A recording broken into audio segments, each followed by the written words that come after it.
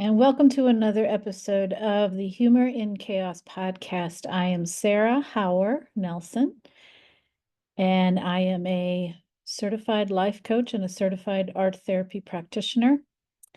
And in today's podcast episode, I'm going to talk about the blog post number 4 in the Searching for Joy, Humor in Chaos, Searching for Joy blog section of my full blog, the side section.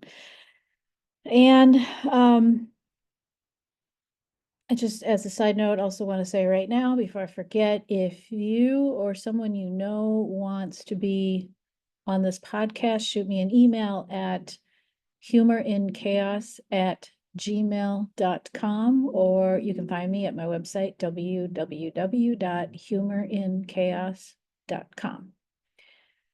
And so today, podcast number 4, or not podcast number 4, this is not podcast number 4.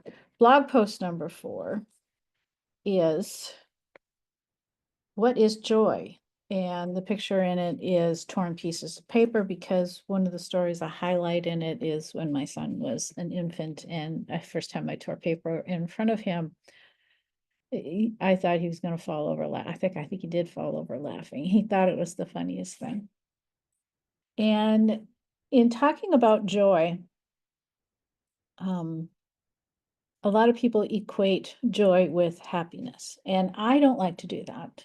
And the reason I don't like to do that is because for me, what my experience is that happiness is more of a feeling, and feelings can come and go.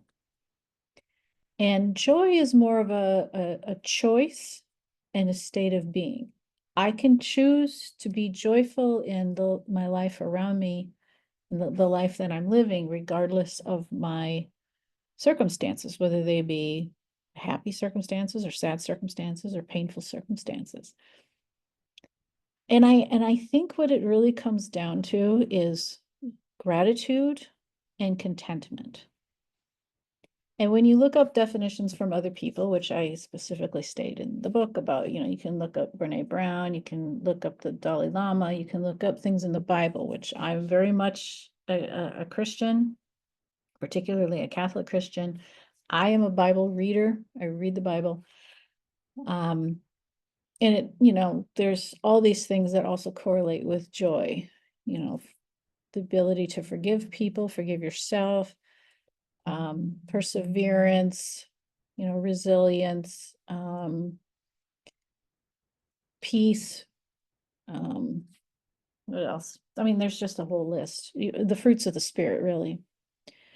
But I find that along with gratitude, or what you get with gratitude, of practicing gratitude every day, which is why I suggest journaling, particularly journaling gratitude every day, but other things as well.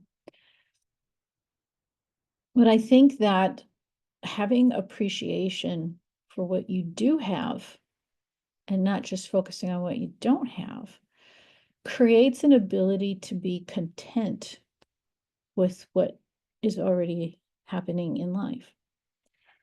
And I know people are going to be like, well, then you have a problem with ambition. There is nothing wrong with ambition. I have a level of ambition myself, or else I wouldn't be trying to life coach people or having this podcast or anything. That takes ambition. And some people have a lot of ambition, and some people just have a little bit of ambition, and some people have none.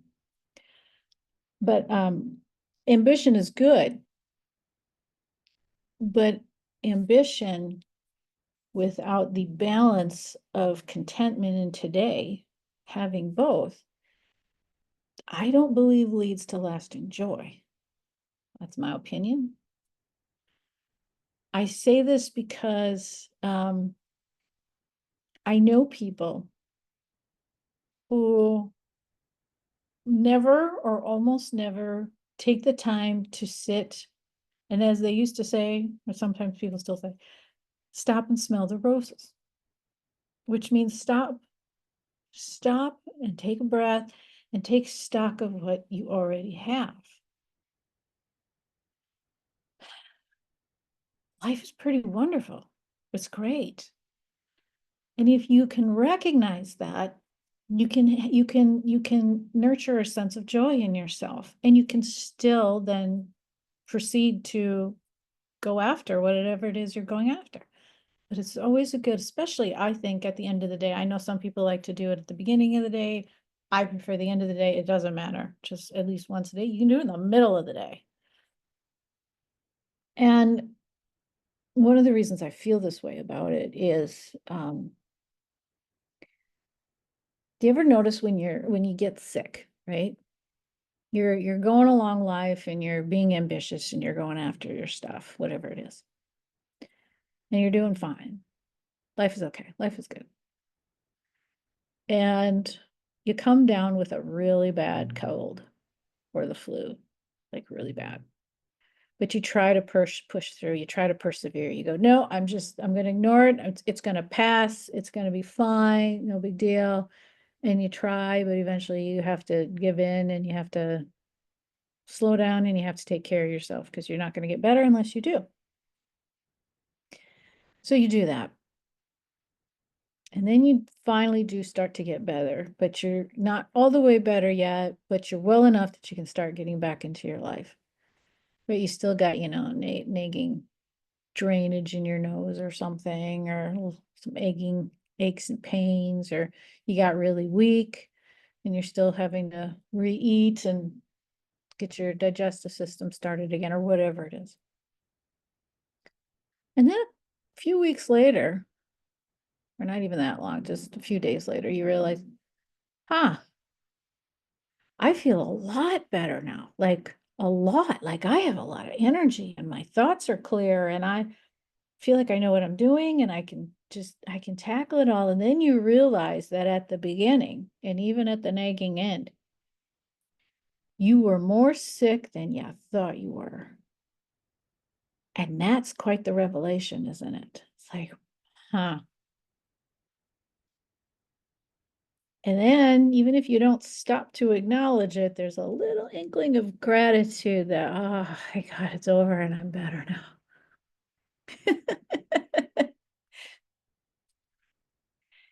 uh, I never look up where these things are sourced from, and I should, because I certainly didn't make it up. I just pull these things together and I bring them into my own life, and I try to help people bring these concepts into their own lives. But where does it say? And it probably says it more than one place, but you never know how sick you were until you're healthy. And boy, that was really true when I went into remission the first time.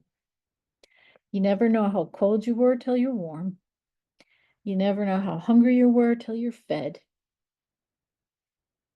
A lot of times we don't know what we're fighting until the fight is over. And they can be small fights, they can be big fights, things that we're just, trying to achieve. And that's why it is good to try and achieve things. But it's also really good to just, stop and appreciate even the things you didn't even notice are good, that are in your life, but they're great. Something as simple as the freedom to be able to go from one place to another without a hindrance. No, that's not as easy for everyone. People that have to use mobility devices, eventually they get good at it and they can get, going from point A to point B quite well themselves. But when they first get started, oh man, even as simple as a cane, when I first had to use a cane, I was using it all wrong. And all I was doing was making my back worse. I had to be taught how to use a cane, but once I learned how to use it and it got easier for me to move around, I was happy about that. I was grateful. So joy is in a lot of ways about just being content with what you have, with the ability, to do more if you want, but really about gratitude. It's just a state of gratitude, being able to look around. And in the blog post, I talk about the miracles, being able to recognize miracles. A lot of people think that miracles have to be these big, boisterous things, and they don't. They can be as simple as the laughing of a baby at torn paper. And when things go great, there should be torn paper, there should be confetti. If not in real life around you, at least in your heart, there should be confetti to celebrate when things have gone wonderful. We should celebrate our victories, the big ones and the little ones. And that is how you cultivate a state of joy. So this one was a short one, and that's okay. Some are longer, some are shorter. I hope my video finds you well and joyful and counting your blessings. And yeah, if you want to be on, or if you have any questions, shoot me an email. Then remember, I'm not a licensed therapist. I'm not a licensed counselor. I'm not a licensed psychologist. I'm a certified life coach. So, and have a wonderful day.